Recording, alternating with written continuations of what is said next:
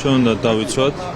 ჩვენი მოქალაქეების ინტერესები, მათ შორის შრომითი ინტერესები, რაც არის მიღებული პრაქტიკა ნებისმიერ ქვეყანაში, რომელიც უფრთხილდება საკუთარ მოქალაქეებს, მათ ინტერესებს. ჩვენ განსაზღვრეთ ის სფეროები, სადაც შესაძლებელია დასაშვებია უცხოელების დასაქმება და სადაც არ არის ეს მიზანშეწონილი და შესაბამისად დასაშვები. ეს არის მნიშვნელოვანი იმისათვის, რომ ჭარბი კონკურენცია არ შეექმნათ ჩვენ მოქალაქეებს დასაქმების კუთხით.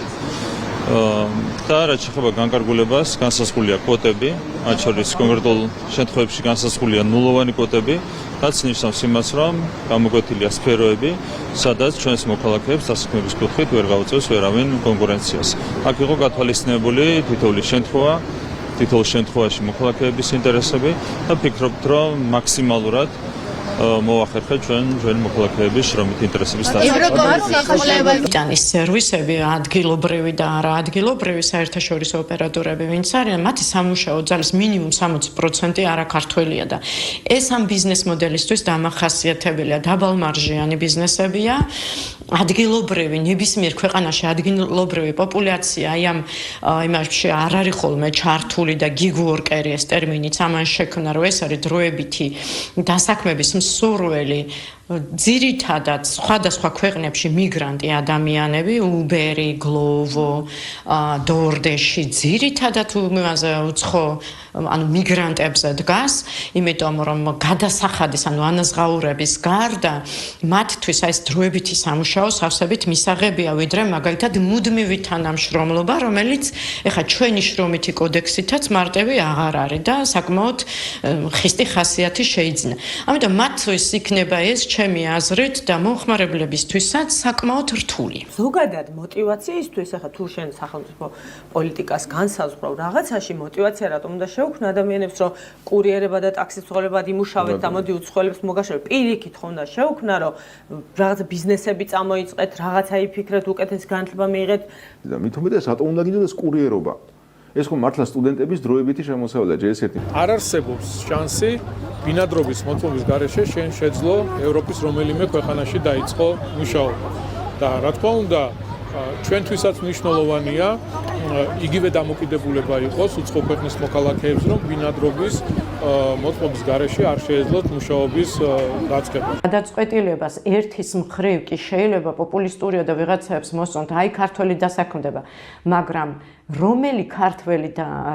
რამდენი უпроსორად ქართველი იტყვის ასეთ სამუშაოზე თანხმობას, ამ კითხვაზე პასუხი არ ჩანს მკაფიოდ და ჩემი გამოცდილებით და ასევე განცდით და რასაც ვისმენთ რომ ყველა დედას თავისი შვილი მენეჯერად უნდა, ციტირებ და უტრირებას ვაკეთებ, ძალიან მეეჭება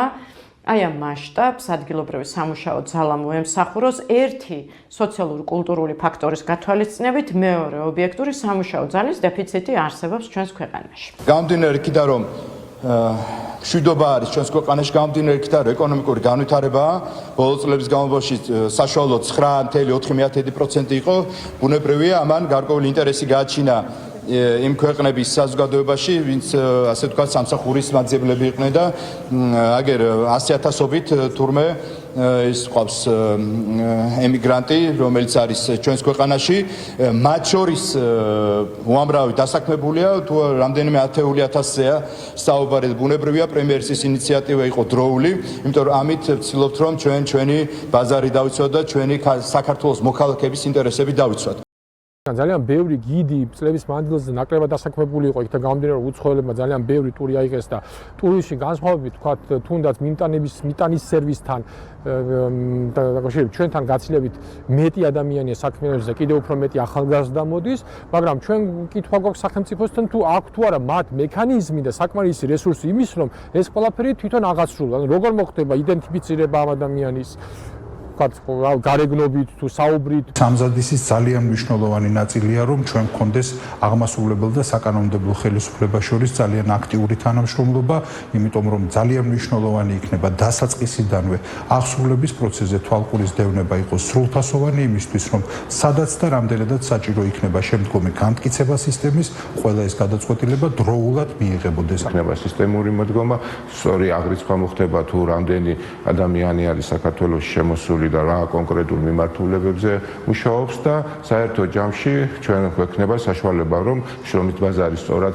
შევაფასოთ, სწორი პროგნოზები გავაკეთოთ, შესაბამისად ჩვენი შრომითი რესურსი სწორად გადავამგზავრდოთ და გრძელვადიან პერსპექტივაში იქ სადაც მაღალია მოთხოვნა, თუმცა ადგილობრივი ბაზარი ვერ აკმაყოფილებს ამას, დავიწყოთ გადამზადება. თუ კანონმა არ იმუშავა, მივიღებთ იგივე შედეგს, ხომ? მაგრამ კიდევ ერთხელ ვამბობ, თუ კარგია რაც მოხდა, მაგრამ ერთადერთი არის კითხვა, აქამდე რატომ არ ხდებოდა და უნდა მომხდარიყო შარშანაც ამაზე წავედ ჩვენ საუბრობდით. მაგრამ როგორც ამბობთ, ჯობს გვიან მიდრი არასდროს.